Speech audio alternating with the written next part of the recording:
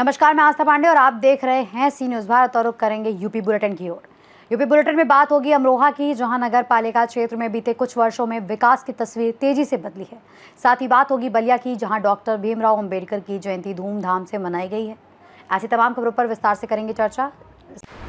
खबर अमरोहा से, जहां नगर पालिका क्षेत्र में बीते कुछ वर्षों में विकास कार्यों की तस्वीर तेजी से बदली गई। योगी आदित्यनाथ सरकार के कार्यकाल में नगर पालिका अध्यक्ष शशि जैन के नेतृत्व में शहर में सड़कों का व्यापक निर्माण और मरम्मत कार्य कराया गया, जिससे अब शहर की पहचान खराब सड़कों से नहीं बल्कि बेहतर सड़क नेटवर्क से होने लगी है। वहीं प्रमुख मार्गों से लेकर अंदरूनी गलियों तक हुए निर्माण कार्यों से आम नागरिकों को बड़ी राहत मिली है और आवागमन पहले की तुलना में अधिक सुगम व आरामदायक हो गया है। वहीं इस बड़े बदलाव को लेकर स्थानीय नागरिकों और युवाओं में खास उत्साह देखने को मिल रहा है। वहीं लोगों ने नगर पालिका प्रशासन और सरकार के प्रयासों की सराहना करते हुए उम्मीद जताई कि आने वाले समय में अन्य विकास कार्य भी इस गति से आगे बढ़ेंगे। मेरा नाम रविशंकर सैनी है। क्या आपको लगता है कि मुख्यमंत्री योगी आदित्यनाथ की नीतियों का असर अमरोहा के विकास में साफ नजर आ रहा है?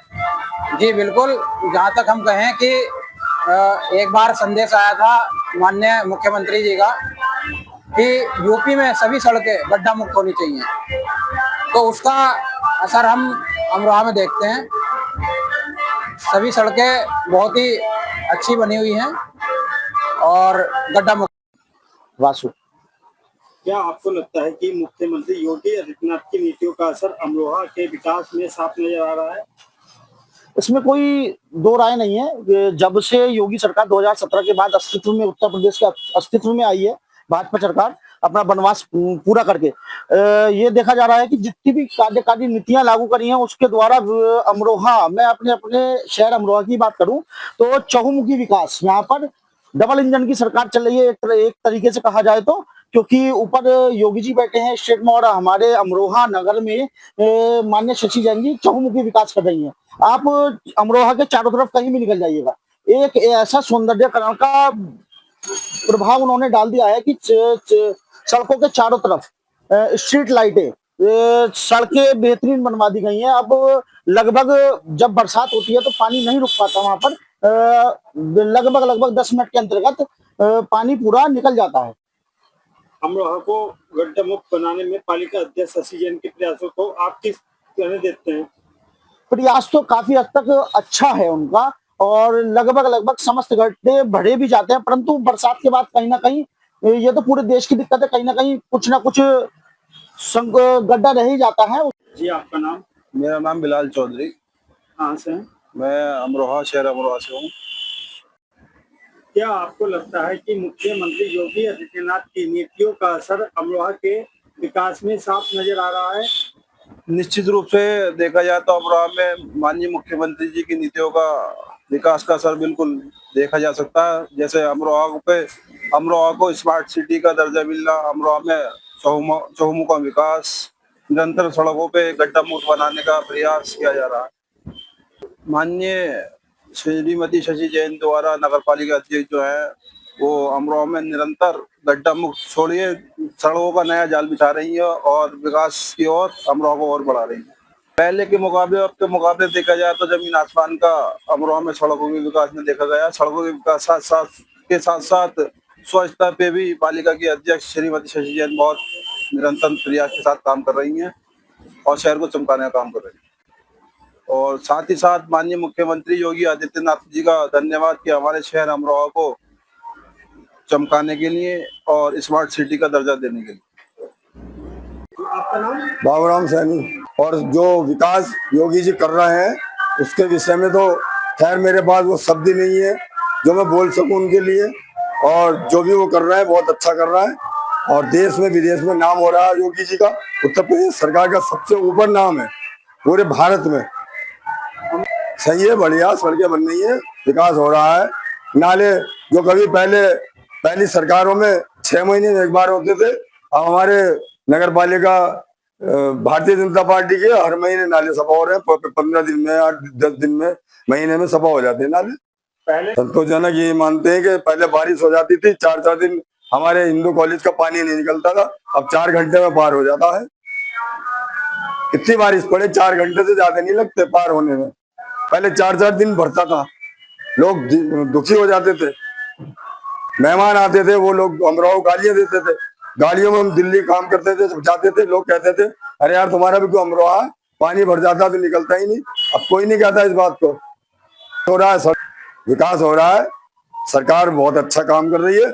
योगी जी के लिए हमारे पास वो शब्द ही नहीं है जो हम बोल सके, इसलिए हम योगी जी को सत सत नमन करते हैं। और योगी जी ने तो काम ही ऐसा किया है कि कोई इनके अलावा आ ही नहीं सकता। किसी को इस लायक छोड़ा नहीं योगी जी ने कि दोबारा कोई किसी पार्टी को मुख्यमंत्री बन सके। वही तो इनका जो ये जो दल और जो दल है, ये इनका है इच्छाधारी नाक का हिसाब। इनकी मणि छिन गई। अब ये सर पटक पटक पे जो है ये मर जाएंगे। क्या में पूछे मुंह से कुछ निकलता। एक वो बबुआ है, अब एक ये अखिलेश बबुआ हो गया, दो बबुआ है ये कहते कुछ। अमरोहा से सीनियर संवाददाता गौरव श्रीमाली की रिपोर्ट।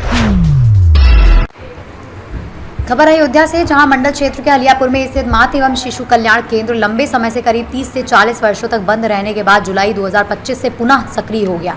अब यहां नियमित रूप से कर्मचारी उपस्थित रहकर गर्भवती महिलाओं और बच्चों की ओपीडी सेवा दे रहे हैं तथा आवश्यकता पड़ने पर मरीजों को सीएचसी हलियापुर रेफर किया जाता है। केंद्रों में तैनात सीएचओ विनीता और एएनएम प्रियंका सिंह के साथ आशा बहुओं की मदद से सेवाएं संचालित की जा रही हैं। वहीं यहाँ शुगर और बीपी की जांच के साथ साथ जन औषधि केंद्र से निःशुल्क दवाइयां भी उपलब्ध कराई जा रही हैं। वहीं कर्मचारियों के अनुसार दवाइयों की आपूर्ति संबंधित पोर्टल के माध्यम से की जाती है और मरीजों को बेहतर स्वास्थ्य सुविधाएं उपलब्ध कराने का प्रयास भी किया जा रहा है। अयोध्या से सीनियर संवाददाता इंद्र बहादुर सिंह की रिपोर्ट। खबर बदायूं से, जहां ग्राम फैजगंज बेटा थाना क्षेत्र के गांव ढोरनपुर में बीती रात ग्राम समाज की भूमि पर बिना प्रशासनिक अनुमति के डॉक्टर भीमराव अंबेडकर की प्रतिमा स्थापित किए जाने का मामला सामने आया है। वहीं बताया जा रहा है कि ये प्रतिमा रातों रात लगाई गई, जबकि ये कार्य पूरी तरह नियमों के विरुद्ध माना जाता है। सुबह जब ग्रामीणों ने प्रतिमा को खंडित अवस्था में देखा तो गाँव में तनाव का माहौल बन गया और स्थिति बिगड़ने लगी। वही सूचना पर पुलिस मौके पर पहुंची और भारी पुलिस बल तैनात कर दिया गया। फिलहाल गाँव में शांति व्यवस्था बनाए रखने के प्रयास किए जा रहे हैं। हालांकि पूरे मामले को लेकर प्रशासनिक कार्रवाई पर स्थिति स्पष्ट नहीं हो सकी है। बदायूं से सीनियर संवाददाता प्रताप सिंह की रिपोर्ट। खबर बलिया से, जहां संविधान निर्माता भारत रत्न डॉक्टर भीमराव अंबेडकर की जयंती पर समाजवादी पार्टी के युवजन सभा अध्यक्ष अरविंद गिरी ने बाबा साहब को नमन करते हुए उनकी प्रतिमा पर माला अर्पण कर श्रद्धांजलि अर्पित की। वहीं इस अवसर पर आयोजित कार्यक्रम में उन्होंने कहा कि डॉक्टर अंबेडकर के सिद्धांत आज भी उतने ही प्रासंगिक हैं और उनका जीवन संघर्ष पूरे समाज के लिए प्रेरणा है। वहीं उन्होंने शिक्षित बनो, संगठित रहो और संघर्ष करो के संदेश को युवाओं के लिए सफलता का मूल मंत्र बताया और इसे आज के समय की सबसे बड़ी आवश्यकता बताया। भीमराव अंबेडकर जी की 135वीं जयंती है। इस जयंती के अवसर पर समाजवादी आंदोलन के भविष्य माननीय अखिलेश यादव जी ने, पीडीए के महानायक, उन्होंने आह्वान किया है कि पूरे प्रदेश के सभी सेक्टर यूनिट पे समाजवादी पार्टी के लोग बाबा साहब अंबेडकर जी की जयंती को मनाएंगे। हम लोग उसी क्रम में आज बलिया विधानसभा में घूम रहे हैं और जयंती जहाँ जहाँ लोग मना रहे हैं वहाँ पहुँच रहे हैं। बाबा साहब की कृतियों को, बाबा साहब के बारे में, बाबा साहब की जीवनी के बारे में हम लोग बताने का काम कर रहे हैं और लोगों से संवाद कर रहे हैं कि पीडीए के लोग एक साथ एकजुट हों और एकजुट होकर के 2027 में भारतीय जनता पार्टी की सरकार को उखाड़ फेंके और पीडीए की सरकार को। तो सावरकर और अंबेडकर एक साथ नहीं हो सकते। भारतीय जनता पार्टी की आइडियोलॉजी क्या है? गोलवरकर और सावरकर। और समाजवादी पार्टी या अन्य दलों, अन्य विपक्षी दलों का आइडियोलॉजी क्या है? अंबेडकर। अंबेडकर और गोलवरकर सावरकर एक नहीं हो सकते हैं। लोहिया अंबेडकर एक हो सकते हैं। गांधी, लोहिया, जयप्रकाश, अंबेडकर एक हो सकते हैं, लेकिन गोलवरकर सावरकर एक नहीं हो सकते। ये भारतीय जनता पार्टी ऐसे ही भ्रम फैलाती रहती है। जनता जानती है, जो नीचे जानने वाले लोग हैं, जो पीडीए के लोग हैं, वो जानते हैं कि गोलवरकर, सावरकर और अंबेडकर एक नहीं हो सकते हैं, इसलिए उनके भ्रम। बलिया से सीनियर संवाददाता आनंद दुबे की रिपोर्ट। खबर झांसी से, जहां सदर बाजार थाना क्षेत्र अंतर्गत भट्टा गांव में अराजक तत्वों से परेशान होकर मोहल्ला वासियों ने अपनी सुरक्षा के लिए एक निजी भूमि पर गेट और बाउंड्री का निर्माण कराया था, लेकिन अब उसी गेट को तोड़ने और धमकी देने का मामला सामने आया है। आपको बता दें, स्थानीय लोगों का आरोप है कि क्षेत्र में लंबे समय से कुछ असामाजिक तत्वों द्वारा सिगरेट, गांजा और शराब का सेवन, महिलाओं से अभद्र व्यवहार जैसी घटनाएं भी की जा रही थी, जिससे माहौल खराब हो गया था। वहीं इससे परेशान होकर लोगों ने सुरक्षा व्यवस्था के तहत गेट लगवाया था, लेकिन कुछ लोगों ने ने इसे तोड़ने का प्रयास भी किया और अवैध रूप से रुपए की मांग भी की। वहीं विरोध करने पर जान से मारने की धमकी देने का आरोप है, जिससे क्षेत्र में दहशत और आक्रोश का पूरा माहौल है। वहीं मामले की शिकायत पुलिस को दे दी गई है और मोहल्ला वासियों ने आरोपियों के खिलाफ सख्त कार्रवाई तथा क्षेत्र में सुरक्षा व्यवस्था मजबूत करने की मांग की है। क्या नाम है भाई साहब आपका? नाम मिथिलेश कुमार मिश्रा है। कहाँ के रहने वाले हैं? मैं बिहार का रहने वाला हूँ। झांसी में ज़मीन लिया था सर। एक्समैन होने के बाद पहले ऑन सर्विस था, बाद में ज़मीन लिया। अभी किस मोहल्ले में रह रहे हैं? अभी वहा कॉलोनी के बगल में, वहाँ पर खुला हुआ था, तो वहाँ पर हम लोग बताए कि ये खुला हुआ है, वहाँ पर नशा होता है, दारू पीता है, गांजा पीता है। तो बाद में ये गेट लगवाया वहाँ, और ये 11 तारीख के रात में 7-8 आदमी आए थे। बोला हम नगर निगम के हैं, और ये 1 घंटा बकवास करने के बाद भाग गए। दूसरे दिन 12:30 बजे आए और गेट तोड़ के चले गए। अच्छा, रात में आपने क्या पुलिस को सूचना दी थी? पुलिस को सूचना दिया था, जिसमें 112 आया था और छानबीन करके चला गया। अभी तक कुछ कार्रवाई हुआ नहीं। और क्या समस्याएं होती थी जब ये गेट खुला हुआ था? गेट खुला हुआ था तो दारू पीते थे, आके वहाँ रात को गाली गलौज करते थे। तो हम लोग बोले कि वहाँ पर गाली गलौज हो रहा है, और गांजा भी पीते थे। मैम क्या नाम है आपका, कहाँ रहते हैं? निशा व्यास, भट्टा गाँव कुशवा मोहल्ला। ये अभी जो गेट टूटा है, क्या समस्या हुई है? ये अभी कोई तोड़ के चला गया। पहले से इधर पूरे इधर जुआ खेलते, ताश खेलते बैठ के, और सब शराब नशा करते, मतलब चले आ रहे बोतल लेके शाम होती जैसे ही मनमानी ढंग से अपना कुछ भी कर रहे हैं। तो गेट लगाया गया था, अभी गिरा दिए, पता ही नहीं चला कब गिरा दिया। ऐसे गेट लगवाने में सभी मोहल्ले वालों की सहमति थी। तो अब क्या चाहते हैं आप? प्रार्थना पत्र जो दिया है थाने में, इसलिए ले लिया था ना कि सेफ रहे, सुरक्षित रहे हमारे बच्चे, हम लोग रह रहे हैं। और यहाँ फालतू के कोई भी, यहाँ बीड़ी सिगरेट पूरा टाइम चलता रहता है। कोई भी आते जाते हैं इधर से, तो मतलब कुछ भी अनाप शनाप भी बोलते रहते हैं। यहाँ फालतू लोग बैठ के, जिनका घर नहीं है, मोहल्ला नहीं है, वो भी लोग हम झांसी से सीनियर संवाददाता राजीव की रिपोर्ट। खबर महाराजगंज से, जहां जनपद के ग्राम पकड़ी भारत खंड में बाबा साहेब डॉक्टर भीमराव अम्बेडकर सेवा समिति के तत्वाधान में भारत रत्न डॉक्टर भीमराव अम्बेडकर की 135वीं जयंती श्रद्धा, सम्मान और उत्साह के साथ मनाई गई। वहीं कार्यक्रम में क्षेत्र के गणमान्य नागरिकों, युवाओं और ग्रामीणों की बड़ी संख्या में भागीदारी रही। इस अवसर पर बाबा साहेब की चित्र पर माला अर्पण कर उन्हें नमन किया गया और उनके विचारों व आदर्शों को अपनाने का संकल्प लिया गया। वक्ताओं ने कहा कि डॉक्टर अंबेडकर का जीवन संघर्ष, समानता और सामाजिक न्याय का प्रतीक है। वहीं कार्यक्रम में समिति के अध्यक्ष कोमल भारती, उपाध्यक्ष रामचंद्र भंते, महामंत्री भोली भारती सिंह सहित अन्य पदाधिकारी व बड़ी संख्या में ग्रामीण मौजूद रहे। अंत में सभी ने समाज में शिक्षा, समानता और भाईचारे को बढ़ावा देने का संकल्प भी लिया। महाराजगंज से सीनियर संवाददाता मनीष कुमार कनौजिया की रिपोर्ट।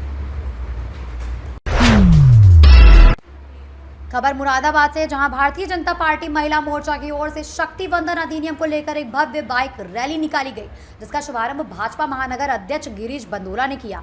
वहीं इस रैली में भाजपा महिला मोर्चा की प्रदेश उपाध्यक्ष प्रिया अग्रवाल, बेटी बचाओ बेटी पढ़ाओ अभियान की महानगर संयोजक अल्पना रितेश गुप्ता तथा महानगर महिला मोर्चा अध्यक्ष विजय लक्ष्मी पंडित साहेब बड़ी संख्या में महिलाओं ने भाग लिया।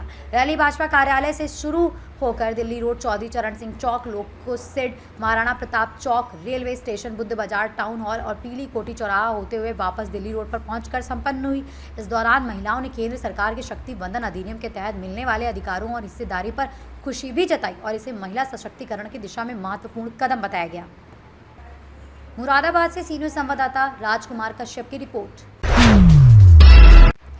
खबर प्रयागराज से, जहां धार्मिक भावनाओं को आहत करने के आरोप को लेकर अधिवक्ता समाज में गहरा आक्रोश देखने को मिल रहा है। वहीं सोशल मीडिया पर पवित्र कुरान शरीफ और मदरसों के संबंध में की गई कथित आपत्तिजनक टिप्पणियों को लेकर अधिवक्ताओं ने नाराजगी जताते हुए पुलिस कमिश्नर को विस्तृत प्रार्थना पत्र सौंपा और तत्काल कठोर कार्रवाई की मांग की है।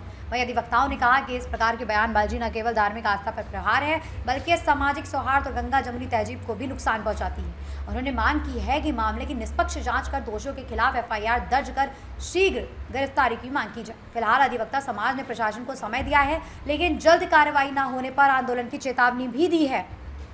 थाना औद्योगिक क्षेत्र में कि किस तरीके से इस्लामिक ग्रंथ को फाड़ देने की बात कही थी कुछ कथाकथित लोगों ने, उनके विरुद्ध FIR अभी भी दर्ज नहीं हुई है। इसीलिए आज यहाँ मौजूद हैं। जफर भाई कुछ